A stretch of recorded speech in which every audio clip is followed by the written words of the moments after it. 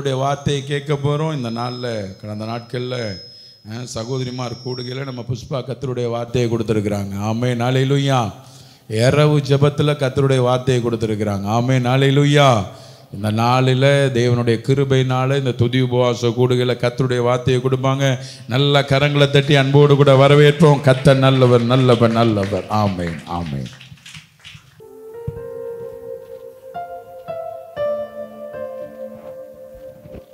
ஆமென் ஹல்லேலூயா.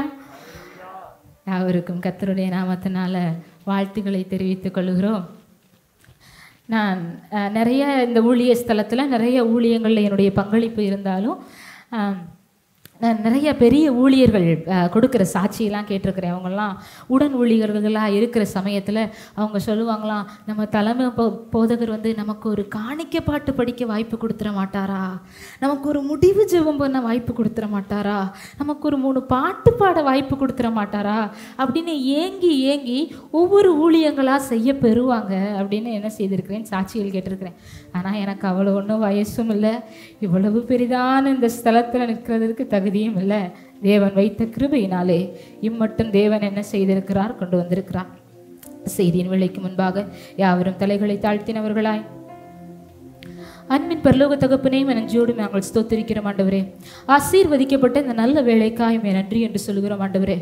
குறைவுள்ள பாத்திரம்தான், என் குறைவுகள் நீக்கி என்னை தகுதியாய் பயன்படுத்தும்படி இந்த ஸ்தலம் மட்டும் நீர் கொண்டு வந்த உடைய மேலான கிருபைகளுக்காய் உமக்கு ஸ்தோத்திரம். பேசுகிறது நான் அல்ல ஆண்டவரே, நீங்கள் ஆண்டவரே உடைய ஜனத்தோடு பேசுவீராக. இங்கிருந்து புறப்படுகிற ஒவ்வொரு வார்த்தைகளும் என் சுயத்தில் வெளிப்படுகிறதா இருக்கக்கூடாது ஆண்டவரே.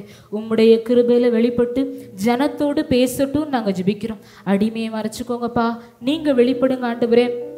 தாழ்மையை கட்டளையிடுங்க. நீரை பிடிச்ச கிருபைகளுக்காய் ஸ்தோத்திரம். இயேசுவின் நாமத்தில் நல்ல பிதாவே, ஆமென் ஆமென் ஆமென் ஆமென் ஹல்லேலூயா. நான் இதுவரைக்கும் இந்த திருச்சபையில் 2 தடவை தேவனுடைய வார்த்தைகளை பகிர்ந்து கொடுத்துருக்கிறேன். ஒரு தடவை போன வருஷம் ஒரு இரவு ஜெபத்திற்கும் அப்புறம் ஒரு சகோதரிமார் கூட்டத்திற்கும் கொடுத்துருக்கிறேன். அப்போது இரவு ஜெபத்தை செய்தி முடிச்சுட்டு சபை விசுவாசிங்கள்லாம் நிறைய பேர் கை கொடுத்து கட்டி பிடிச்சி ஒரே வாழ்த்துலாம் தெரிவித்தாங்க. நிறைய பேர் ஃபோன் போட்டு, நிறையா பாஸ்டர்ஸ்லாம் ஃபோன் போட்டாங்க. முக்கியமாக நம்ம பாஸ்டர்ப்பா சேவியர் அவங்கெல்லாம் ஃபோன் போட்டு ரொம்ப வாழ்த்துனாங்க. ஒரு கட்டத்தில் எனக்கு என்ன ஆயிட்டுனா, ஐயோ நமக்கு பெருமை வந்துருமோ, அடுத்து இப்படி செய்தியே வராமல் போயிருமோ அப்படின்னு ரொம்ப பயந்துட்டேன். அந்த எண்ணத்துக்கு ஒரு மட்டிட்டு முடிவு கொண்டு வர்ற மாதிரி தேவன் ஒரு காரியத்தை எனக்கு நேரிட பண்ணினார்.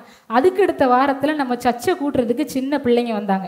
அப்போ ஒரு சின்ன பொண்ணு என்னைய பார்த்து சொன்னா, ஓகோ இரவு ஜெபத்துக்கு சூப்பராக செய்தி கொடுத்தீங்கக்கா, நானே தூங்கலக்கா அப்படின்னு சொன்னான். நான் வெரி குட் அப்படின்னு சொன்னேன். சொன்ன உடனே அவளோட தம்பி பின்னாடி வந்த உடனே ஆனால் இவன் தூங்கிட்டான்க்கா அப்படின்னு சொன்னான். அதோட அவன் நான் தூங்குனேன் நீ பார்த்தியோ, புழுவாதவ ஏக்கா நான் தூங்கவே இல்லைக்கா அப்படின்னு சொன்னான். அதோட அந்த பொண்ணு சொன்னான், சரிப்பா அப்படின்னா இரவு ஜெபத்துக்கு யாருப்பா செய்தி கொடுத்தா சொல்லுப்பா அப்படின்னு சொன்னவன், டேனி என்ன. நான் நினச்சேன் அவன் மட்டும்தான் தூங்குனானா இல்லை வேற எத்தனை பேர் தூங்குனாங்கன்னு எனக்கு தெரியலை. ஆனால் அது இரவு ஜெபம், இது பகலில் நடக்கிற ஜெபம். எனவே உங்கள் சோர்வுகள் அசதிகள் எல்லாத்தையும் ஒதுக்கி வச்சுக்கிட்டு கர்த்தருடைய வார்த்தையை என்ன செய்ய போகிறோம், கேட்க போகிறோம். எடுத்துக்கொள்ளுங்கள் யோவான் எழுதின சுவிசேஷம் 4ஆம் அதிகாரம், அதில் 20-21 வசனங்கள். யோவான் எழுதின சுவிசேஷம் 4ஆம் அதிகாரம் 20-21. எங்கள் பிதாக்கள் இந்த மலையிலே தொழுது கொண்டு வந்தார்கள், நீங்கள் எருசலேமில் இருக்கிற ஸ்தலத்திலே தொழுது கொள்ள வேண்டும் என்கிறீர்களே என்றால், அதற்கு இயேசு, ஸ்திரீயே நான் சொல்லுகிறதை நம்பு, நீங்கள் இந்த மலையிலும் எருசலேமிலும் மாத்திரமல்ல எங்கும் பிதாவை தொழுது கொள்ளும் காலம் வருகிறது. ஆமென். தேங்க்யூமா. அந்த 2 வசனத்தில் நமக்கு வேற எந்த வார்த்தைகளும் இந்த செய்திக்கு தேவைப்பட போகிறதில்ல. நமக்கு தேவைப்படுகிற வார்த்தை மலை. நமக்கு தேவைப்படுகிற வார்த்தை மலை, மவுண்டைன். மலை இருக்குல்ல, எல்லாருக்கும் தெரியும்ல, பார்த்துருக்கிறீங்களா? மலை என்பது வேதாகமத்தில் நிறைய இடங்களில் பிரயோகப்படுத்தப்பட்டிருக்கிறது. நிறைய மலைகள் வேதாகமத்தில் முக்கியமான ரோல்லாம் பிளே பண்ணியிருக்கு.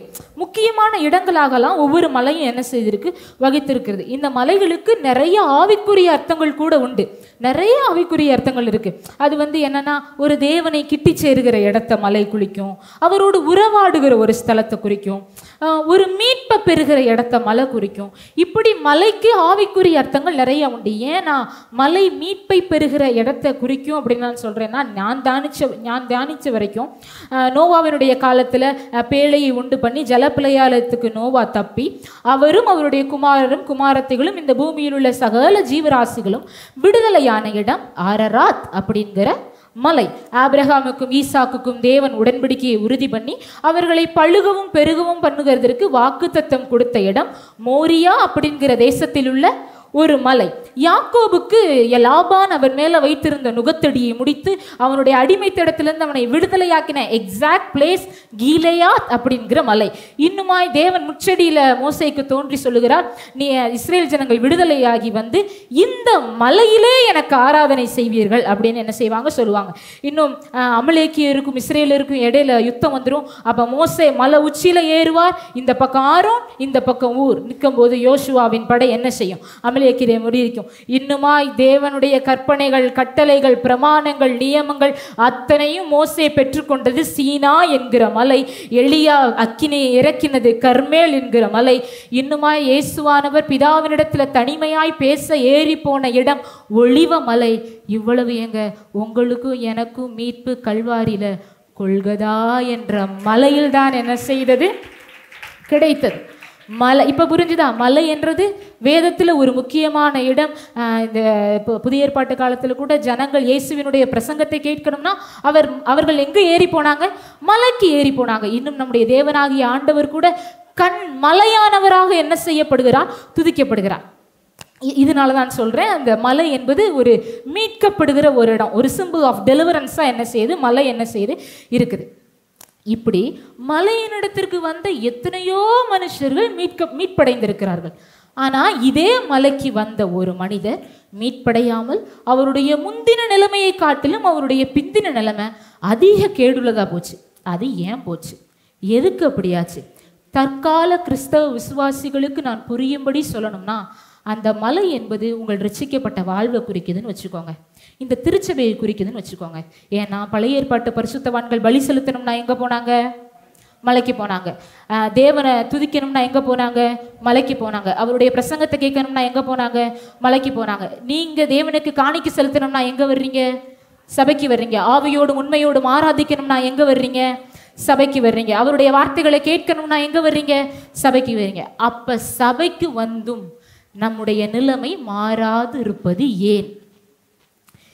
ஏன் புறஜாதியாருடைய வீட்டில் நடக்கிற அதே பிரச்சனை நம்ம வீட்டிலும் நடப்பது ஏன்? இன்னும் சொல்ல போனா, ஒரு ரட்சிக்கப்படாத வீட்டில் நடக்கக்கூடாத மோசமான காரியங்கள் கூட, ஒரு அவலட்சணமான காரியங்கள் கூட ரட்சிக்கப்பட்ட தேவ பிள்ளையினுடைய வீட்டில் நடப்பது ஏன்? இதைத்தான் நம்ம என்ன செய்ய போகிறோம் என்று தியானிக்க போகிறோம். அவர் யார்? அவர் என்னென்ன தவறுகள் செய்தார்? ஏன் அவருக்கு மலைக்கு போயும் மீட்பு கிடைக்கல? அப்படின்றத தான் தியானிக்க போகிறோம். எடுத்துக்கொள்ளுங்கள் ஆதியாகமத்தின் புஸ்தகம் 12ஆம் அதிகாரம் அதில் 4வது வசனம். ஆதியாகமத்தின் புஸ்தகம் 12ஆம் அதிகாரம் அதில் 4வது வசனம். கர்த்தர் ஆபிரகாமுக்கு சொன்னபடியே அவன் புறப்பட்டு போனான், லோத்தும் அவனோடு கூட போனான். ஆபிராம் ஆரானை விட்டு புறப்பட்ட போது 75 வயதுள்ளவனாய் இருந்தான். ஆமென், அல்லேலூயா. இன்றைக்கு நாம் தியானிக்க போகிற அந்த மனிதர் லோத்து. இன்றைக்கு நாம் தியானிக்க போகிற அந்த மனிதரின் பெயர் லோத்து. லோத்து நீங்க கேட்ட உடனே உங்க எல்லாருக்குமே அவர் ஒரு தப்பான ஒரு கதாபாத்திரமாக தான் என்ன செய்வார்? உங்க எல்லாருக்குமே தெரிவார். ஆனால் ஆக்சுவலி லோத்து ஆரம்பத்திலேருந்தே கெட்ட மனுஷன் கிடையாது. அவர் ஆரம்பத்திலேருந்தே ஒரு பின்வாங்கின மனுஷன் கிடையாது. லோத்துவனுடைய வாழ்க்கை ஒரு விசுவாசியினுடைய வாழ்க்கையை அப்படியே பிரதிபலிக்கும். நீங்கள் வேதத்தை நல்லா வாசிச்சு பார்த்தீங்கன்னா தெரியும், ஒரு விசுவாசியினுடைய வாழ்க்கையை லோத்துவனுடைய வாழ்க்கை என்ன செய்யும்? பிரதிபலிக்கும். அந்த ஏன் நான் லோத்து ஒரு நல்ல மனிதர் என்று சொல்கிறேன்னா, ஆபிரகாம தேவன் ஆரான் தேசத்திலிருந்து என்ன செய்கிறார்? அழைக்கிறார். நீ உன் தகப்பன் வீட்டை விட்டுரு, உன் தேசத்தை விட்டுரு, உன்னோட எல்லாத்தையும் விட்டு, உன்னுடைய தெய்வங்களை விட்டு, நான் உனக்கு காண்பிக்கும் தேசத்திற்கு புறப்பட்டு போ, நான் உன்னை பெரிய ஜாதியாக்குவேன், நான் உன்னை பழுகி பெருக பண்ணுவேன் அப்படின்னு வாக்கு தத்தங்களாக கொடுக்கிறார். உன்னை சபிக்கிறவர்களை சபிப்பேன், நீ ஆசீர்வதிக்கிறவர்கள் ஆசீர்வதிப்பேன்னு அத்தனை வாக்கு தத்தங்களையும் ஆபிரகாமுக்கு கொடுத்து கானான் தேசத்திற்கு புறப்பட்டு போ என்று யாருக்கு தேவன் வாக்கு பண்ணினார்? ஆபிரகாமுக்கு வாக்கு பண்ணினார். ஆனால் அவரோட யாரும் கூட வருகிறார்? லோத்து கூட. அப்ப ஆபிரகாமை காட்டில லோத்துக்கு எவ்வளவு விசுவாசம் வேணும் தெரியுமா? ஏன்னா ஆபிரகாம் அந்த தெய்வத்தை பார்க்கல, அந்த தெய்வம் எப்படி இருப்பார்னு தெரியாது, உண்மையிலேயே கானான்னு ஒரு தேசம் இருக்கான்னு தெரியாது. அந்த தேசம் செழிப்பான தேசம் தானான்னு தெரியாது. நம்முடைய மந்தைகளுக்கெல்லாம் அங்கு மேய்ச்சல் உண்டான்னு தெரியாது. அந்த தெய்வத்திற்கு உருவம் உண்டான்னு தெரியாது. எதுவுமே தெரியாது. இவ்வளவு நடந்தும் அந்த ஆபிராமுக்காவது அந்த தெய்வத்தினுடைய சத்தம் கேட்டது. லோத்துவுக்கு அந்த தெய்வத்தின் சத்தம் கூட கேட்கல.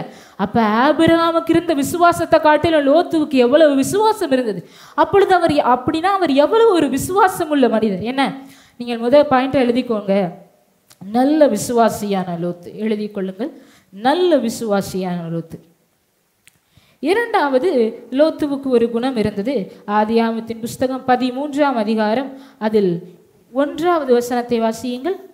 ஆபிரகாமும் அவன் மனைவியும் அவனுக்கு உண்டான யாவும் அவனுடனே லோத்தும் எகிப்தை விட்டு தென் திசையில் வந்தார்கள். ஆமென். இப்பொழுது அவங்க கிளம்பிட்டாங்க. ஆரான் தேசத்தை விட்டு கானான் தேசத்துக்கு வந்து விட்டாங்க. பார்த்தா தேசமே கண்டிராத ஒரு கொடிய பஞ்சம் என்ன செஞ்சிருச்சு, வந்துருச்சு. இந்த பஞ்சத்துல பிழைக்கிறதற்காக ஆபிரகாமும் அவருடைய சகல ஜனங்களும் எகிப்து தேசத்திற்கு என்ன செய்கிறார்கள், போகிறார்கள். லோத்து யாரை நம்பி வந்தார்? ஆபிராமை நம்பித்தானே வந்தார். ஆபிராம் தேவனை நம்பி வந்தார். வந்த இடத்துல பஞ்சம் வந்துட்டு அப்படியே யூட்டன் போட்டு ஆரானுக்கு போயிருக்கலாமா, போயிருக்க கூடாதா? போயிருக்கலாம்ல. நம்பி வந்தேன், அவங்கள நம்பி இங்க வந்தா ஆசீர்வாதமா இருப்பேன்னு நம்பினேன், செழிப்பான வாழ்க்கை கிடைக்கணும் நம்பினேன், எல்லாத்தையும் உங்களை நம்பி வந்தேன், அந்த தேசத்தை விட்டுட்டே வந்தேன். இங்க வந்தா அதை விட ஒரு பஞ்சம் இருக்கு, திருப்பி என்ன செஞ்சிருக்கலாம்ல, போயிருக்கலாம்ல. ஆனாலும் லோத்து ஆபிரகாமை விட்டு பிரியாமல் அதே எகிப்துக்கு என்ன செய்கிறார், போகிறார். இதுல இன்னொரு பியூட்டி என்ன தெரியுமா? எகிப்துக்கு போனாங்க ஆபிரகாமுடைய மனைவிக்கே பாதுகாப்பு இல்லை. ஆபிரகாம் தானே பெரிய ஆளு, ஆபிரகாம் தானே சீமானு, ஆபிரகாம் தானே பணக்காரன். அவர் மனைவியவே கூட்டிட்டு என்ன செஞ்சுட்டாங்க, எகிப்திய போயிட்டாங்க. அவர் மனைவிக்கே பாதுகாப்பு இல்லையே, லோத்துவின் ஸ்திரீகளுக்கு பாதுகாப்பு இருக்கும்னு நீங்க நினைக்கிறீங்க? கண்டிப்பா என்ன செய்யாது, இருக்காது. ஆனா என்ன ஆனாலும் பரவாயில்ல, நான் வாழ்ந்தாலும் பரவாயில்ல, நான் தாழ்ந்தாலும் பரவாயில்ல, ஆபிரகாமோடு வருவதற்கு தேர்ந்தெடுத்தேன். அது எகிப்தே ஆனாலும் நான் ஆபிரகாமோடு இருப்பேன் என்று முடிவெடுத்து வாழ்ந்தவர் தான் இந்த லோத்து. லோத்துவுக்கு இருந்த இரண்டாவது குணம் உறுதியாய் பற்றி கொண்ட லோத்து. எழுதி கொள்ளுங்கள், லோத்துவுக்கு இருந்த இரண்டாவது குணம் உறுதியாய் பற்றி கொண்ட லோத்து. நான் சொன்னேன்ல, இந்த லோத்து ஒரு ஆரம்ப கால விசுவாசியை அப்படியே பிரதிபலிப்பார். உண்மையிலேயே ஒரு விசுவாசி ரட்சிக்கப்பட்ட புதுசுல அந்த பாஸ்டரை பற்றி பிடிச்சுக்கிட்டு விட மாட்டாங்க. பாஸ்டர் நீங்க பேசினா தேவன் பேசுற மாதிரியே இருக்கு பாஸ்டர், உங்கள்கிட்ட இயேசுவே பேசுறாரு பாஸ்டர், நீங்க பிரசங்கத்துல சொல்றதெல்லாம் அது என்கிட்டயே வர்ற மாதிரி இருக்கு பாஸ்டர் அப்படின்னு ஒரு விசுவாசி என்ன செய்வாங்க, சொல்லுவாங்க. ஊழியத்தின் ஆரம்ப காலத்துல அந்த கிராமத்துல அந்த பாஸ்டருக்கே மரியாதை இருக்காது. அந்த பாஸ்டரையே 4 பேர் கெட்ட வார்த்தை போட்டு தான் என்ன செஞ்சுக்கிட்டு இருப்பான், கிழிச்சுக்கிட்டு இருப்பான். ஆனாலும் இந்த விசுவாசி அந்த பாஸ்டரை தூக்கி பிடிச்சுக்கிட்டு என்ன செய்யும், நிற்கும். இந்த பாஸ்டரை விடக்கூடாது, பொங்கல் கிண்டினாலும் பாஸ்டர் வீட்டுக்கு, பாயாசம் கிண்டினாலும் பாஸ்டர் வீட்டுக்கு, பாஸ்டர் பாஸ்டர் தேவ ஊழியன் தேவ ஊழியன், இந்த தேவ மனுஷன் அவருக்கு சொன்னது அந்த தேவனுடைய வார்த்தை, அது தேவனுடைய வார்த்தை, அது தேவனுடைய வார்த்தைன்ற அந்த விசுவாசி என்ன செய்யும், அப்படியே நம்பும், அப்படியே விசுவாசிக்கும், அப்படியே என்ன செய்யும், தொடரும். அப்படி இருந்த லோத்துவுக்கு மூன்றாவது ஒரு இது இருந்தது, குணம் இருந்தது. ஆதியாகமத்தின் புஸ்தகம் 13ஆம் அதிகாரம் அதில் 5-6 வசனங்களை வாசியுங்கள். ஆபிராம் உடனே வந்த லோத்துக்கும் ஆடு மாடுகளும் கூடாரங்களும் இருந்தன. அவர்கள் ஒருமித்து கூடியிருக்க அந்த பூமி அவர்களை தாங்கக்கூடாது இருந்தது. அவர்களுடைய ஆஸ்தி மிகுதியா இருந்தபடியால் அவர்கள் ஒருமித்து வாசம் பண்ண ஏதும் இல்லாமல் போயிற்று. லோத்து கர்த்தரால் ஆசீர்வதிக்கப்பட்டவர். ஆமென், அல்லேலூயா. ஆபிரகாமை குறித்து வசனம் சொல்லுகிறது, அவன் பொன்னும் வெள்ளியும் மிருக ஜீவன்களும் உடைய திரளான சீமானாயிருந்தான். ஆனா ஆபிரகாம் அளவுக்கு லோத்துவுக்கு சம்பத்து இல்லைனாலும் லோத்துவுக்கு மேய்ப்பர்கள் இருந்தார்கள், லோத்துவுக்கு மந்தை இருந்தது, லோத்துவுக்கு கூடாரங்கள் இருந்தது. கர்த்தரால் லோத்து என்ன செய்யப்பட்டிருந்தார், ஆசீர்வதிக்க என்ன செஞ்சிருந்தார், பட்டிருந்தார். இப்படி இருந்த லோத்து, நல்ல விசுவாசியா இருந்த லோத்து, கர்த்தரை உறுதியாய் பற்றி கொண்டிருந்த லோத்து, தேவ மனுஷனை விடாது பற்றி கொண்டிருந்த லோத்து, கர்த்தரால் ஆசீர்வதிக்கப்பட்ட லோத்து படிப்படியாய் பின்வாங்க ஆரம்பிக்கிறார். அவருடைய பின்வாங்குதலுடைய முதல் படி உங்களுக்கு தெரியும். லோத்துவனுடைய மந்தை மேய்ப்பருக்கும் ஆபிரகாமுடைய மந்தை மேய்ப்பருக்கும் என்ன ஆகும், வாக்குவாதம் என்ன செய்யும்? உண்டாகும். அதோட ஆபிரகாம் போய் சொல்லுவாரு, நாம் சகோதரர், நமக்குள்ள என்ன வேண்டாம்? சண்டை வேண்டாம் லோத்து. நீ வலப்புறம் போனா நான் இடப்புறம் போறேன், நீ இடப்புறம் போனா நான் வலப்புறம் போனேன், நாம் சகோதரர், நமக்குள்ள சண்டை வேண்டாம் அப்படின்னு என்ன செய்வார்? சொல்லுவார். எக்ஸாக்டா ஒரு விசுவாசியினுடைய பின்வாங்குதலின் ஆரம்பம் எடுத்தாப்புலேயே ஒரு பெரிய சண்டையிலாம் என்ன செய்யாது? ஆரம்பிக்காது. பாஸ்டரோட ஒரு சின்ன முறுமுறுப்புல தான் என்ன செய்யும்? ஆரம்பிக்கும். சண்டே கிளாஸில் அவங்க பிள்ளைக்கு கிடைக்க வேண்டிய பரிசு தப்பி தவறி இன்னொரு பிள்ளைக்கு என்ன செஞ்சிடும்? கிடைச்சிரும். அது ஒரு தவறுதல்னால என்ன செஞ்சிடும்? நடந்துடும். அப்போ இருந்து முறுமுறுக்க ஆரம்பிப்பாங்க. அந்த பாஸ்டர்மா சொல்லியிருப்பாங்க, இப்படி ட்ரெஸ் பண்ணிட்டு வராதிங்கம்மா அப்படின்னு ஒரு சின்ன விஷயத்துல தான் ஆரம்பிக்கணும். இந்த சபையில் சரியான பிரியாணி பார்சலை உங்களுக்கு வரலைன்றதுக்காக இந்த சபையை விட்டு போனவர்கள் எல்லாம் உண்டு. அப்போ பிரிவு என்பது எதுக்கெடுத்தாப்புலையும் ஒரு பெரிய பிரச்சனைலாம் என்ன செஞ்சிடாது? வந்துடாது. ஒரு சின்ன முறுமுறுப்புல தான் என்ன செய்யும்? ஆரம்பிக்கும். உங்களுக்குள்ளும் இது சபைக்கும் பொருந்தும், உங்களுடைய குடும்பத்துக்குள்ளும் பொருந்தும். ஒரு சின்ன முறுமுறுப்பு ஸ்டார்ட் ஆகுதா, அப்பயே என்ன செஞ்சிடணும்? அதை சரி செய்ய வழிபார்த்தணும். அந்த சின்ன முறுமுறுப்பு லோத்தை படிப்படியாய் ஆபிரகாமை விட்டு பின்வாங்க செய்தது.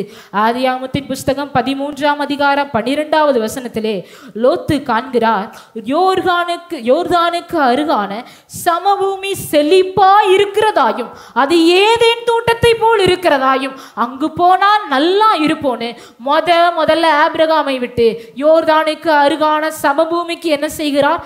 பின்வாங்குகிறார். அதுக்கப்புறம் என்ன பண்ணுகிறார்? யோர்தானுக்கு அருகான சமபூமியில் உள்ள பட்டணங்கள்ல போய் என்ன செய்கிறார்? வாசம் பண்ணுகிறார். இப்ப அடுத்த பின்வாங்குதல். அதுக்கடுத்து ஆதியாகமத்தின் புஸ்தகம் 13ஆம் அதிகாரம் அதே 12வது வசனத்துல பார்த்தா, பட்டணங்கள்ல வாசம் பண்ணி அப்படியே சோதோமுக்கு நேரா போய் எங்கிட்டு போட்டார்? கூடாரத்தை போட்டார். கடைசியில ஆதியாகமத்தின் புஸ்தகம் 19ஆம் அதிகாரம் அதில் 2வது வசனத்தை வாசிச்சீங்கன்னா, அவர் சோதோமுக்குள்ள கூடாரத்தை இல்லை, வீட்டையே என்ன செஞ்சிருவார்? கட்டிடுவார். ஆபிரகாமோடு ஏற்பட்ட ஒரு சின்ன முறுமுறுப்பு படிப்படியாய் அவரை பின்வாங்க செய்து சோதோமுக்குள்ளேயே என்ன செஞ்சிருச்சு? கொண்டு போயிருச்சு. இப்படி ஆசீர்வாதமான சமவெளியை பார்த்து போனவர் மேலும் பெருகினாரா? அவருடைய மந்த மேலும் பெருகுச்சா? அவர் மேலும் ஆசீர்வதிக்கப்பட்டாரான்னு நமக்கு தெரியணும்ல. எடுத்துக்கொள்ளுங்கள் ஆதியாகமத்தின் புஸ்தகம் 14ஆம் அதிகாரம் அதில் 12-16 வசனங்கள். ஆபிரகாமின் சகோதரனுடைய குமாரனாகிய லோத்து சோதோமிலே குடியிருந்தபடியால் அவனையும் அவன் பொருட்களையும் கொண்டு போய் விட்டார்கள். சகல பொருட்களையும் திருப்பிக் கொண்டு வந்தான். தன் சகோதரனாகிய லோத்தையும் அவனுடைய பொருட்களையும் ஸ்திரீகளையும் ஜனங்களையும் திருப்பிக் கொண்டு வந்தான். ஆமென், அல்லேலூயா. லோத்து எதனால ஆபிரகாமை விட்டு பிரிந்தார்? அவ்வளோ மந்த, அந்த பூமி என்ன செய்ய முடியல? தாங்க முடியல. அவ்வளோ கூடாரங்கள், அவ்வளவு மேய்ப்பர்கள், திரளான மந்த, ரெண்டு ஒன்னோடு ஒன்று என்ன செய்ய முடியல? இருக்க முடியல. இப்ப லோத்துவை சிறைபிடித்து கொண்டு போகிறார்கள். ஆபிரகாம் போய் காப்பாற்றி திருப்பி கொண்டு வருகிறார். மந்தை எங்கெங்க போச்சு? திரளான மேய்ப்பர்கள் எங்கு போனார்கள்? கூடாரங்கள் எங்க போச்சு? ஆபிரகாம் அப்ப என்னத்தை திருப்பி கொண்டு வந்தார் தெரியுமா? லோத்துவுக்கு இருந்த பொருட்களையும் அவனுடைய மனைவி பிள்ளைகளாகிய ஸ்திரீகளையும் தவிர. அப்பொழுது லோத்துவுக்கு ஒன்றுமில்லை. ஆசீர்வாதமா இருப்போன்னு தானே லோத்து போனார். அப்பொழுதே பாதி இழந்துட்டார்ல. சரி, இப்பதான் இழந்தார், ஆபிரகாமோட திரும்பி வந்திருக்கலாம்ல. கத்தர் மீட்க ஆசைப்படுகிறார்ல. எனக்கு இதில் எப்பொழுதும் இதை வாசிக்கும் போதெல்லாம் எனக்கு ஒரு ஆச்சரியப்படுத்துகிற ஒரு இது இருக்கும். இது தற்கால விசுவாசி ஒவ்வொருவருக்கும் பொருந்தும். ஆதியாகமத்தின் புஸ்தகம் 14ஆம் அதிகாரம் அதில் 13வது வசனத்திலே வாசிக்கிறோம். தப்பி ஓடின ஒருவன் எபினேயனாகிய ஆபிரகாமிடத்தில் வந்து அதை அறிவித்தான். ஆபிராம் தன்னோட உடன்படிக்கை செய்திருந்த மனிதராகிய எஸ்கோலுக்கும் ஆனேருக்கும் சகோதரனாகிய மம்ரே என்னும் எமோரியனுடைய சமபூமியிலே அப்பொழுது குடியிருந்தான். தப்பி ஓடின ஒருவன் அதை ஆபிரகாமுக்கு என்ன செய்கிறான்? அறிவிக்கிறான். ஒரு 2 மாசங்கள் இருக்கும். அப்பாவோட ஒரு விசுவாசி பயங்கர வாக்குவாதம். மனசார நீங்க அந்த விசுவாசி சொல்றாருன்னு நீங்க என்னைய கேள்வி கேட்கிறீங்களே, அந்த அம்மாவே ஒரு அயோக்கியம். நீங்க செஞ்சது தப்பு தானம்மா?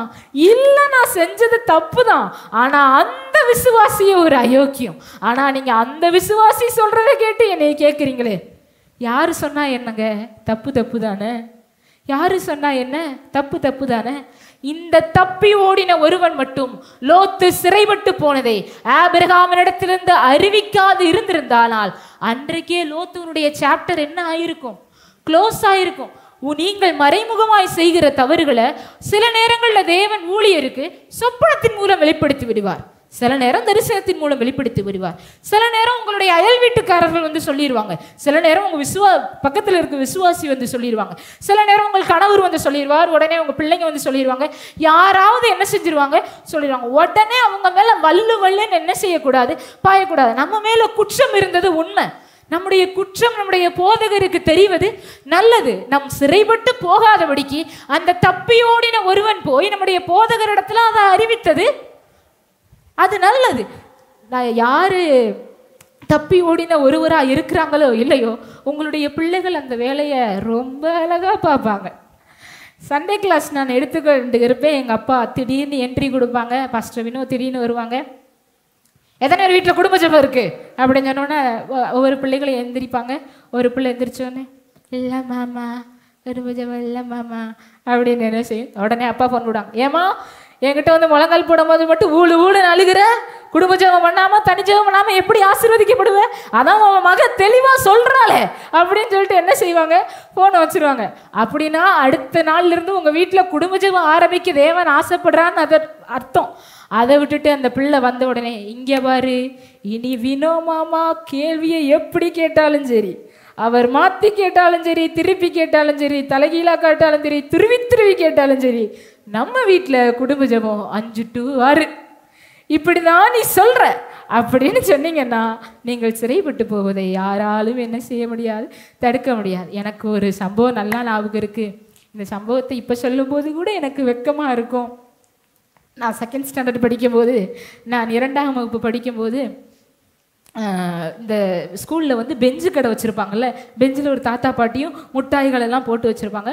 அதில் வந்து ஒரு தீம்பட்டத்தை பார்த்து எனக்கு ஒரு வாரமாக அது மேலே ஆசை வந்துக்கிட்டே இருக்குது ஒவ்வொரு தடவை. ஆனால் எங்கள் வீட்டில் வந்து ஸ்நாக்ஸ் பாக்ஸில் ஸ்நாக்ஸ் போட்டு கொடுத்து விடுவாங்களே தவிர காசு கொடுத்து வாங்கி கொடுக்குற பழக்கம் கிடையவே கிடையாது.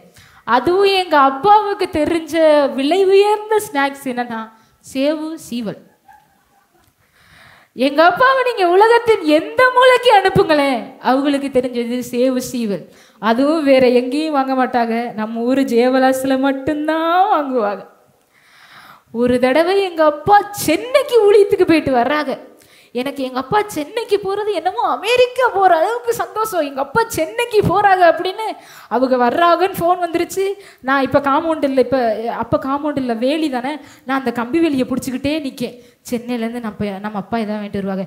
சென்னையிலேருந்து வாங்கிட்டு வராட்டியும் அந்த ட்ரெயினில் வரும்போது ஒரு நோட்டு, ஒரு பென்சில், ஒரு பள்ளி முட்டாய் ஏதாவது வாங்கிட்டு வருவாங்க. நிற்கேன் மனசார சென்னைக்கு ஊழியத்துக்கு போயிட்டு வந்து வேம்பாரில் இறங்கி அதே ஜெயவலாசில் சீவலையும் வாங்கிட்டு என்ன செஞ்சுட்டாங்க, வந்துட்டாங்க. எனக்கு அழுகை நான் தாங்க முடியல. இதனால அந்த ஒரு குறிப்பிட்ட பொருள் மேலே இப்போ எல்லாம் நல்லா வாங்கி போடுறாங்க, வாங்கி போடாமல் இவ்வளோ புஷ்டியும் பசுமையுமா இல்லை, அது மேலே எனக்கு ஆசை வந்துக்கிட்டே இருந்துச்சு.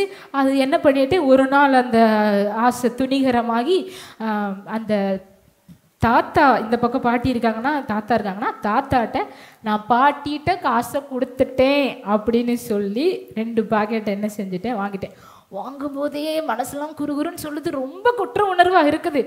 வாங்கிட்டு நானே 2ஐயும் தின்னேன்னு இல்லை, நான் ஒரு பாசமலர் ஓடுறேன் எங்கள் அண்ணன் கிளாஸுக்கு ஓடி போய் எங்கள் அண்ணனுக்கு ஒரு பாக்கெட்டு கொடுத்துட்டேன்.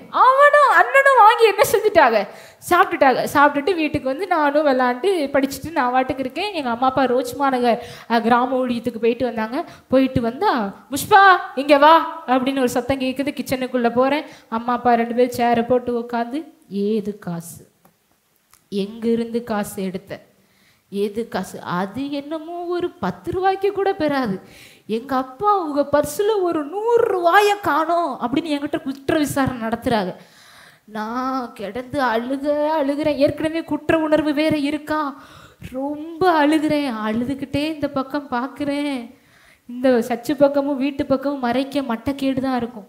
மட்டைக்கு மேலே 2 கை தெரியுது, மட்டை இடைவெளியில் ஒரு ஓட்டக்கணு தெரியுது.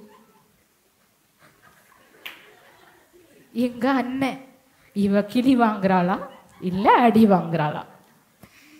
எனக்கு அடப்பா, நீ சாப்பிடாம இருந்தாலும் பரவாயில்ல, நான் கொடுத்த ஒரு பாக்கெட்டை சாப்பிட்டுட்டு வந்து சொல்லி கொடுத்துட்டியேன்னு எனக்கு ஒரே வாதனை. தேம்பி தேம்பி அழுதுட்டு எங்கள் அம்மாவும் அப்பாவும் என்னை சர்ச்சுக்குள்ளே கூட்டிகிட்டு வந்து எனக்கு பாவ மன்னிப்பு செய்ய வச்சு, அங்கே போய் என்னைய மன்னிப்பு கேட்க வச்சு அதெல்லாம் திருப்பி கொடுத்து, அது பெரிய கதை. ஆனால் அன்னைக்கு அது கஷ்டமாக இருந்துச்சு, இப்படி பண்ணிட்டானே அண்ணே அப்படின்னு.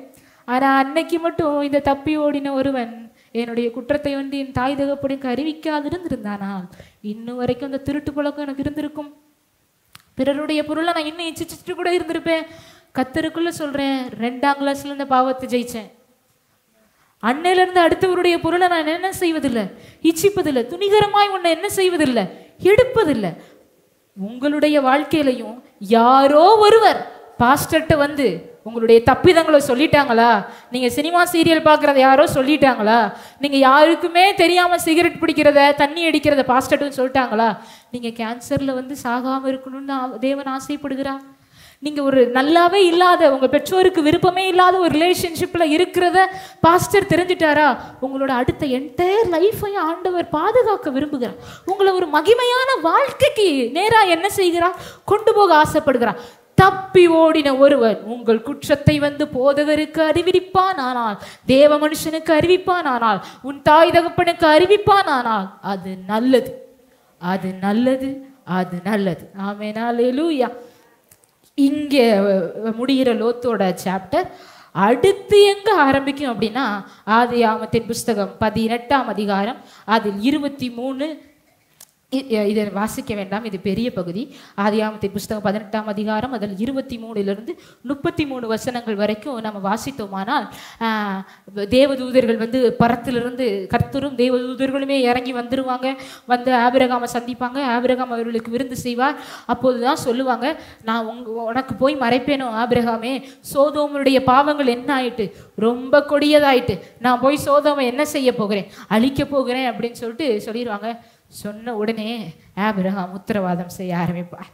எப்பொழுதுமே வேதத்தில் இந்த ஆபிரகாம் உத்தரவாதம் செய்கிற பகுதி, யோசேப்பினிடத்துல யூதா பென்யமீனுக்காக உத்தரவாதம் செய்வது.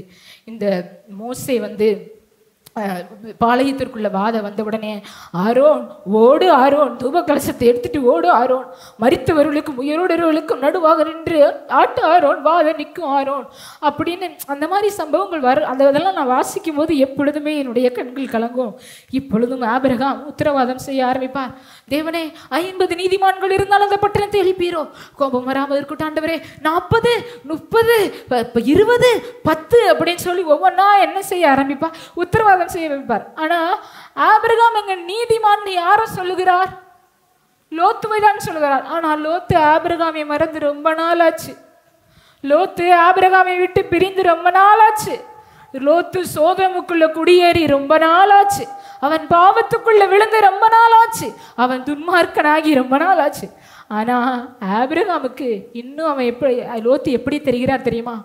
ஆரான்ல எதையுமே நம்பாம 100க்கு 100 ஆபிரகாமுடைய கைகளை மட்டுமே நம்பி வந்தா. பாத்தீங்களா? ஆபிரகாம் இன்னும் அப்படிதான் பார்ப்பார். ஐயா, அவன் உங்களோட வாக்குவாதம் பண்ணாயா? இல்லை இல்லை. மந்தை உங்க மேய்ப்பரோட வாக்குவாதம் பண்ணாயா? இல்லை. உங்களை விட்டு பிரிஞ்சு போயிட்டான்? இல்லை இல்லை. இன்னும் அவன் என் கையை பிடிச்சிட்டு ஆரான்ல இருந்து வந்தானே, அந்நிய தெய்வத்தை விட்டு இயேசுவே மெய்யான தெய்வம் என்று வந்தானே, எப்படி அவனுக்காக நான் உத்தரவாதம் செய்யாமல் இருப்பது? நான் எப்படி அவனுக்காக உத்தரவாதம் செய்யாமல் இருப்பது? அவன் நீதிமான் இல்லதான், அவன் நீதிமான் இல்லதான். இன்றும் இந்த ஆலயத்துல ஏதாவது ஒரு ஜனத்திற்கு ஏதாவது ஒரு தீங்கு வந்துட்டா உடனே இந்த ஆலயத்திற்குள்ள வந்து வார்த்தைக்கு சொல்லுவோம், தேவனே எங்க நீதிகளை உங்களிடத்துல காமிக்கலாம் ஆண்டவரே, உங்க இறக்கலங்களை கெஞ்சுகிறோன்னு சொன்னாலும் சொல்லுவோம், ஒரு காலத்துல ஆண்டவரே அந்த விசுவாசி ஆண்டவரே எங்களுக்கு ஒருபடி அரிசி போட்டுச்சு, அன்னைக்கு மட்டும் அந்த விசுவாசி ஒருபடி அரிசி போடலைன்னா நானும் என் பிள்ளைகளும் பட்டினியா இருந்திருப்போம் ஆண்டவரே. சில விசுவாசிகளுடைய பிரச்சனைகள்லாம் ரொம்ப மோசமாக இருக்கும்போது சொல்லுவோம், என்னம்மா இப்படி பாடாப்படுத்துகிறாங்க அப்படின்னு சொல்லும்போது அம்மா சொல்லுவாங்க, இன்னைக்கு அவங்க இப்படி பண்ணுறாங்க, ஆனால் ஒரு காலத்தில் உன் அம்மாவுக்கு சேலையும் சட்டையும் இல்லாதிருந்தப்ப அந்த சகோதரி தான் தனக்கு இருந்த ஒரு சேலையும் அம்மாவுக்கு கொடுத்தா. அதை நினச்சாது நம்ம என்ன செய்யணும்? உத்தரவாதம் என்ன செய்யணும்? பண்ணணும். ஒரு நல்ல போதகன், ஒரு நல்ல போதகன் எவ்வளவுதான் அந்த விசுவாசி மனநோக பண்ணியிருந்தாலும், எவ்வளவுதான் அந்த போதகரை காயப்படுத்தியிருந்தாலும், அந்த விசுவாசிக்கு ஒண்ணுன்னா நல்ல போதகனுடைய கண்கள் குலமாகும். நல்ல போதகனுடைய கண்கள் குலமாகும். அதனாலதான் நம் பவுல் அப்போஸ்தலன் எழுதுகிறார், உங்களுக்காக உத்தரவாதம் செய்கிறவர்கள் விழித்திருக்கிறவர்களானபடியினால் அவர்கள் துக்கத்தோடே அல்ல சந்தோஷத்தோடே செய்யும்படி அவர்களுக்கு கீழ்ப்படிந்து அடங்குக. அவர்கள் துக்கத்தோடே செய்தால் அது பிரயோஜனமாக இருக்க மாட்டாதே அப்படின்னு அதனால தான் என்ன செய்கிறார் அப்போஸ்தலனாகிய பவுல் என்ன செய்கிறார் எழுதுகிறார். ஒருவேளை இந்த கலை இந்த திருச்சபைக்குள்ளே இருக்குமானால், இல்லை என்று விசுவாசிக்கிறேன், இருக்குமானால் இப்பொழுதே அந்த கலையை என்ன செஞ்சிருங்க, பிடிங்கி போட்டுருங்க. நம்முடைய ஊழியருக்கு எதிராக தூற்றுவதோ, அவருக்கு விரோதமாய் ஒரு முறுமுறுப்போ, கசப்பான வேரோ என்ன செய்யவே கூடாது, இருக்கவே என்ன செய்யக்கூடாது கூடாது. இப்பொழுது அந்த செய்தி என்னுடைய முடிவு பகுதிகளுக்கெல்லாம் வருகிறோம். என்னம்மா செய்தி அரைக்கும் போது மலையை பற்றி மலையளவா இன்ட்ரோ கொடுத்தியம்மா, இன்னும் மலையை பற்றியே வரலையம்மா அப்படின்னு நீங்கள் கேட்டிங்கன்னா, ஆதியாகமத்தின் புஸ்தகம் 19ஆம் அதிகாரம் அதில் 17வது வசனத்தை எடுத்து வாசியுங்கள். அவர்களை வெளியே கொண்டு போய்விட்ட பின்பு அவர், உன் ஜீவன் தப்பி ஓடிப்போ, பின்னிட்டு பாராதே, இந்த சமபூமியில் எங்கும் நில்லாதே, நீ அழியாதபடிக்கு மலைக்கு ஓடிப்போ என்றார். ஆமென், அல்லேலூயா. இந்த சம்பவம் எல்லாருக்கும் தெரிஞ்சதுதான். இப்பொழுது தேவதூதர்கள் சோதோம் குமாராவுக்குள்ளே நுழைந்து விட்டார்கள். அந்த இடத்துல நடக்கிறது எல்லாமே நமக்கு தெரியும். அப்போ தேவன் அவர்களுடைய ஜீவனை தப்ப ஆசை உள்ளவராய், உன்னோட கூட இருக்கிற வேற யாராவது இருக்காங்களா லோத்து அப்படின்னு கேட்கிறார். அவர் போய் தன்னுடைய பெண்களை விவாகம் பண்ணியிருந்த 2 மருமக்கள் மாரிடத்துல பேசுகிறார். அவங்களுக்கு என்னமோ இவரை பார்க்க கோமாளி மாதிரி தெரியுது. அதனால தேவன் இவர்கள் மேல வைத்த தயவுனால, ஆபிரகாம் இவர்களுக்காக பண்ணின உத்தரவாதத்தினாலே இவர்களுடைய கைகளை பிடித்து இழுத்து என்ன செய்கிறார், சோதோம் குமாராவுக்கு வெளியே ஓட சொல்லுகிறார். அப்போதான் சொல்லுகிறார், நீ இந்த சமபூமி எங்கும் நில்லாதே, உன் ஜீவன் தப்ப ஓடிப்போ, பின்னிட்டு பாராதே. எங்க போன்னு சொல்லுகிறார், மலைக்கு ஓடிப்போ, உன் ஜீவன் தப்ப மலைக்கு ஓடிப்போ அப்படின்னு என்ன செய்வார் சொல்வார். ஆனால் லோத்து சொல்வார், மலைக்கு போனா என்னைய தீவனை தொடரும், நான் இங்கே பக்கத்தில் சோவார்னு ஒரு ஊர் இருக்குல்ல, அந்த ஊருக்கு போகிறேன் அப்படின்னு லோத்து சொல்வார். ஆனால் சோவாருக்கு போவார். சோதோமுக்கிலிருந்து பக்கத்தில் இருந்த பட்டணத்தில் இருந்த மக்கள் என்ன நல்ல மக்களாகவா இருந்திருப்பாங்க?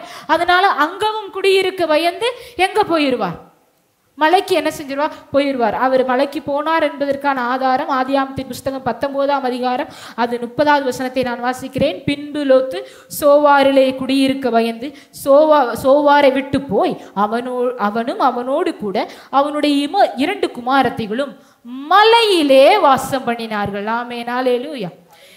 தேவதூதன் எங்கு போக சொன்னாரோ அங்க லோத்து வந்துட்டார்ல, தேவனுடைய பேச்சை கேட்டுட்டார்ல. உண்மைதானங்க, மலைக்கு ஓடிப்போ, உன் ஜீவன் தப்ப மலைக்கு போன்னு தேவதூதர் சொல்லுகிறார். லோத்து ஆரம்பத்துல அதை வேண்டான்னு சொன்னாலும் அடுத்து மலைக்கு வந்துட்டார்ல, மீட்பு வந்திருக்கணும்ல.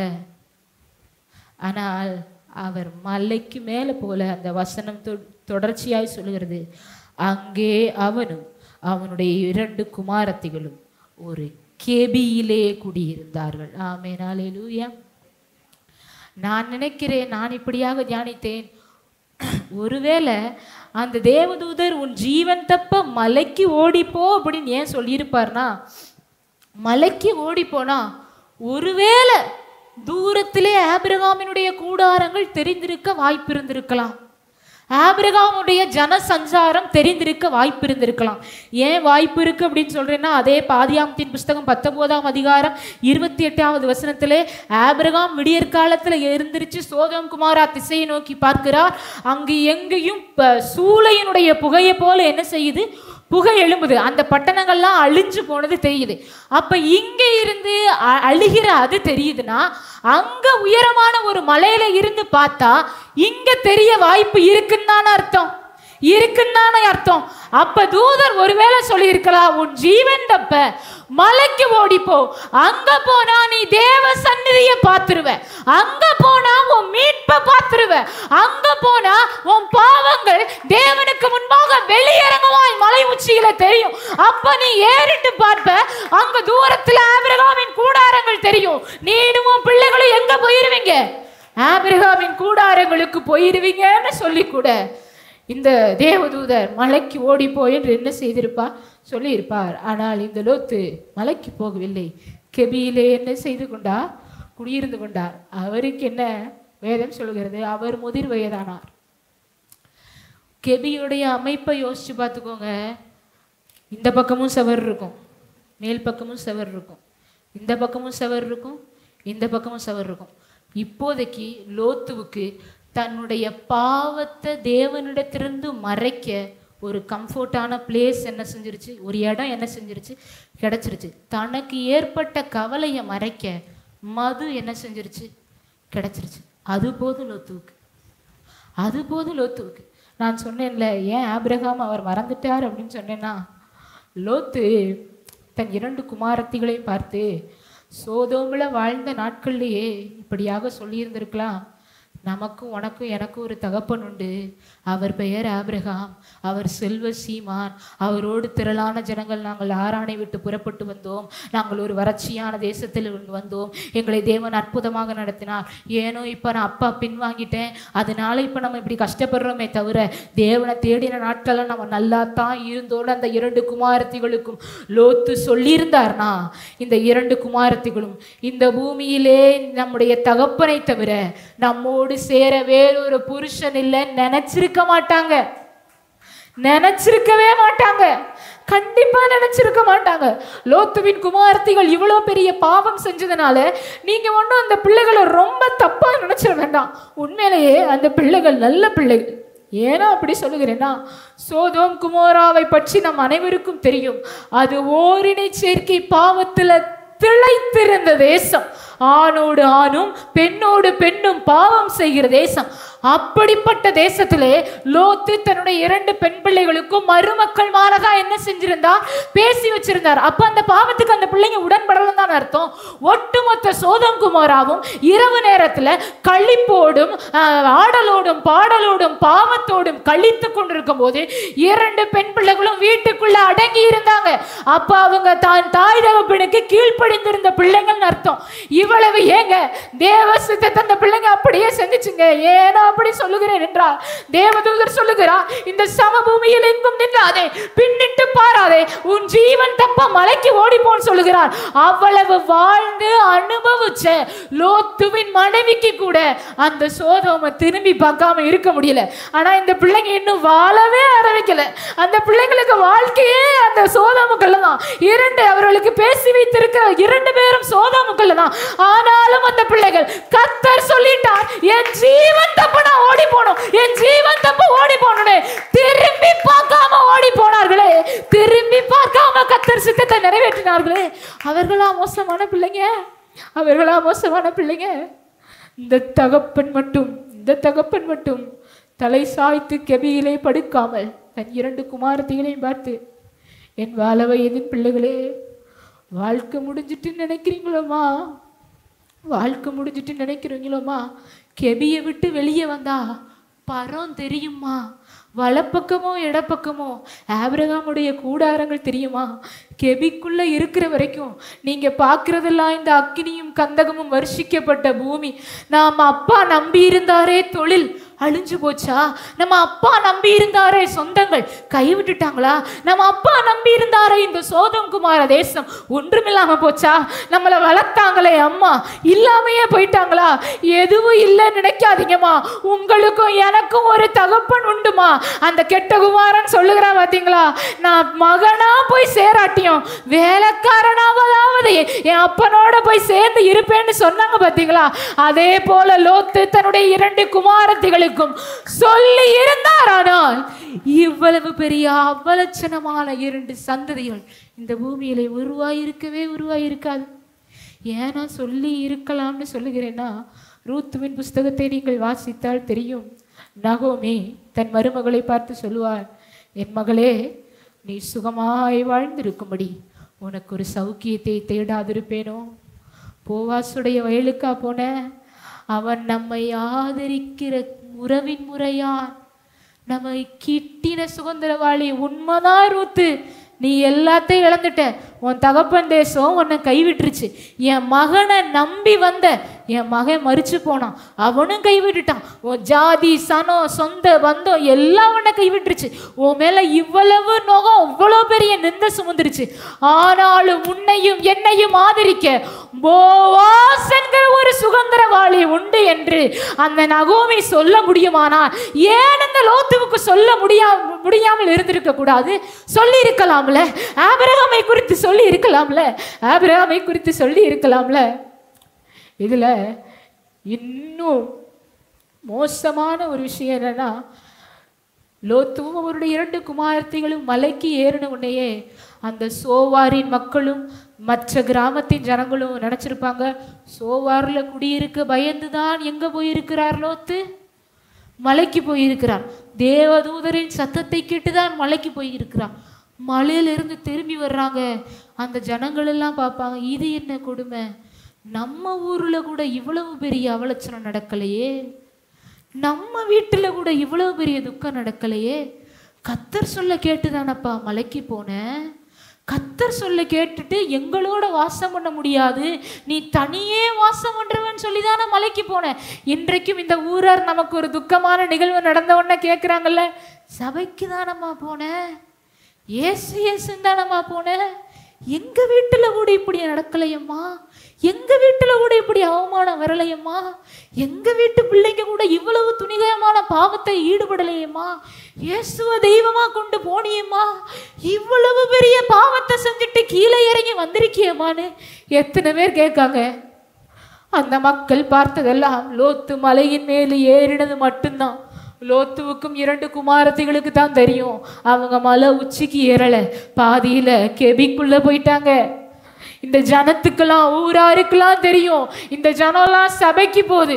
உங்களுக்கு தான் தெரியும் நீங்க சபைக்கு வந்து என்ன பாவத்தை விடாம இருக்கீங்கன்னு உங்களுக்கு தான் தெரியும். கடைசியில நம்மளுடைய பாவங்கள் கெபிக்குள்ள அந்தரங்கமா இருக்கிறது, ஆனால் தேவனுடைய நியாய தீர்ப்பு இந்த உலகம் அறிய வெளியரங்கமா இருக்கிறது. நாம் நீதிமானாயிரோம், இயேசு குற்றவாளி ஆகிறார். நம்மளால எத்தனை முறை தேவனுடைய நாமம் தூஷிக்கப்பட்டிருக்கிறது, நம்மளால எத்தனை முறை தேவனுடைய நாமம் தூஷிக்கப்பட்டிருக்கிறது. நாம இந்த நாட்களில் நம்மை தாழ்த்த போகிறோம். நீங்கள் ஒருவேளை நினைக்கலாம், இது எல்லாமே ஆல்ரெடி நடந்து முடிஞ்சு போச்சுமா, எங்கள் குடும்பத்தில் இந்த நிந்த வந்துருச்சுமா, எங்கள் பிள்ளைங்க இந்த காரியத்தை செஞ்சிட்டாங்கம்மா, நான் சூதாட்டத்தில் விழுந்துட்டேம்மா, நான் விபச்சார பாவத்தில் விழுந்துட்டேம்மா, நான் இந்த பாவத்தை இது செய்யக்கூடாதுன்னு எனக்கு தெரியுமா, ஆனால் செஞ்சுட்டேம்மா, செஞ்சு முடிஞ்சிட்டுமா, ஊரார் அறிஞ்சிட்டாங்கம்மா, என்னுடைய பெயர் கெட்டுருச்சுமா, என் வாசனை கெட்டுருச்சுமா, என் நற்கீர்த்தி போயிருச்சுமா, எல்லாமே போயிருச்சுமா, போயும் இந்த சபைக்குள்ள ஒரு மீட்பு கிடைக்காதா, திருப்பி என் நாம நிலைச்சிடாதா, திருப்பி என் தலை உயர்ந்துராதா, இந்த ஜனம் என்னை மதிச்சிடாதா, எனக்கு ஏற்பட்டிருக்கிற இந்த நிபச்சொல் என் தலையை விட்டு அகலாதான்னு இந்த ஆலயத்திற்குள்ள அதுக்குத்தாமா வந்திருக்கேன்னு உட்கார்ந்து இருக்கிறீங்களா? நான் அடிக்கோடிட்டு காண்பித்தேனே ரூத். அந்த ரூத் யாரு தெரியுமா? லோத்துவுக்கும் அவனுடைய மூத்த குமாரத்திற்கும் பிறந்த மோவாப் என்கிற மகனுடைய வம்சாவளியில் வந்தவள் தான் அந்த ரூத். அவள் மேலேயே அவளே போவாசனுடைய பாதவண்டியில படுத்து அடியாளின் மேதுமுடைய போர்வையை விரியும் என்று சொன்னபோது போவாஸ் தன்னுடைய போர்வையை விரித்து சுதந்திர முறையாய் அவளை விவாகம் பண்ணுவானே, ஆனால் உங்கள் மேலும் என் மேலும் அவருடைய நேச போர்வை விரிவது எவ்வளவு நிச்சயம், அது எவ்வளவு நிச்சயம். யாவரும் முழங்கால் படியிட்டு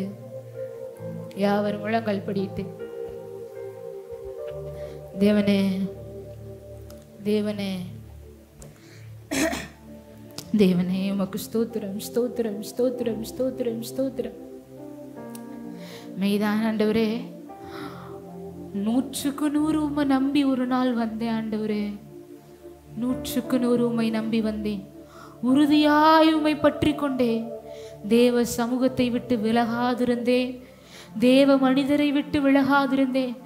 எப்படி பின்வாங்கினேன்னு தெரியல, சின்ன முறுமுறுப்பு என்னை பின்வாங்க பண்ணுச்சு, சின்ன முறுமுறுப்பு என் சபையை விட்டு என்னை பின்வாங்க பண்ணுச்சு, சின்ன முறுமுறுப்பு என் குடும்பத்தை விட்டு என்னை பின்வாங்க பண்ணுச்சு. பின்வாங்கி பின்வாங்கி பின்வாங்கி பின்வாங்கி நான் தனியே அழைக்கப்பட்டவன், நான் தனித்து வாழ அழைக்கப்பட்டவர் என்பதையே மறந்து முந்திலும் அதிகமான கேடுள்ள சோதோமுக்குள்ளேயே வந்துட்டேன் ஆண்டவரே. இப்ப பெரிய நிந்தையை சுமக்கிறேன் ஆண்டவரே, பெரிய நிந்தை. எனக்கு சத்தியமா தெரியாது நீங்கள் வாழுகிற கெபி என்னன்னு எனக்கு தெரியாது, உங்கள் மறைமுகமான பாவங்கள் என்னன்னு எனக்கு தெரியாது. உங்களுக்கு தெரியும், உங்கள் இருதயத்துக்கு தெரியும். யோனாவுக்கு கர்த்தருடைய முகத்தை மறைக்க தர்ஷீஷின் ஒரு கப்பல் உதவினதை போல லோத்துவுக்கு கர்த்தருடைய முகத்தை மறைக்க ஒரு கெபி உதவினது. அந்த கெபியே அவருடைய வாழ்க்கையை அழித்து போட்டது. இன்னைக்கு உங்களுக்கு கர்த்தருடைய முகத்தை மறைக்க என்ன உதவுது? என்ன உதவுது? என்ன உதவுது?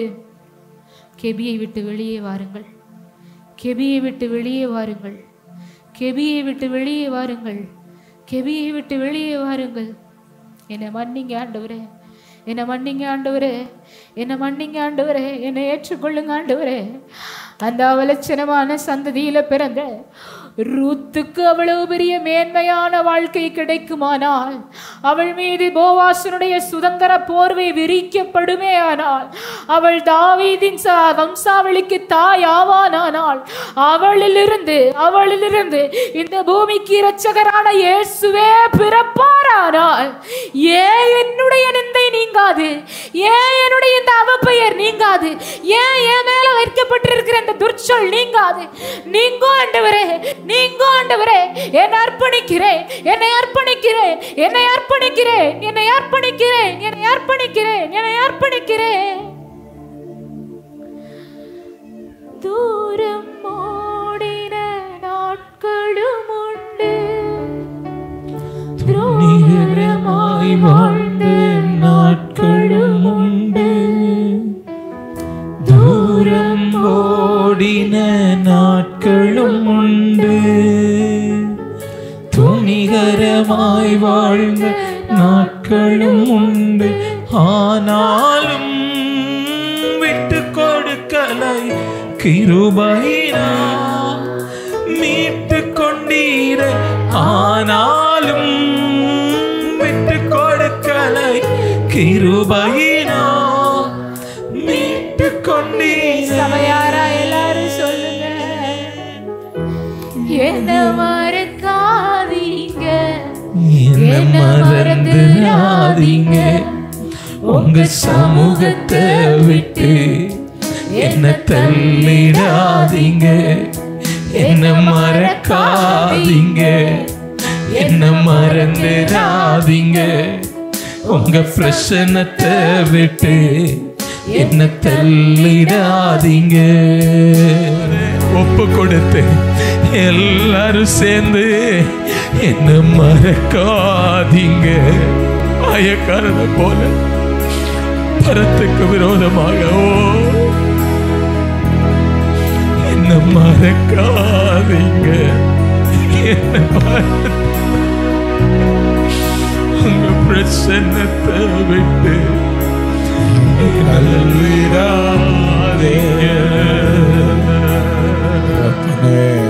தகப்பனே மக நன்றி. இந்த வருஷத்தின் 3வது மாதத்தில் எங்களோடு கூட பேசின வார்த்தைக்கு லோத்தை போல இருக்கிற எங்களுடைய வாழ்க்கையில் நாங்கள் மாற வேண்டிய காரியத்தில் மாறத்தக்கதாமே எங்கள் தேவன் எங்களோடு கூட பேசின வார்த்தைக்காய் ஸ்தோத்திரம். இந்த வார்த்தையை கொடுத்த நம்ம மகளை கர்த்தர் ஆசீர்வதியும். இன்னும் அநேக தேவ வெளிப்பாடு தேவ ஞானம் உண்டாகட்டும் நான் ஜெபிக்கிறேன். கர்த்தர் அப்படி செய்கிறதற்காக உமக்கு ஸ்தோத்திரம்.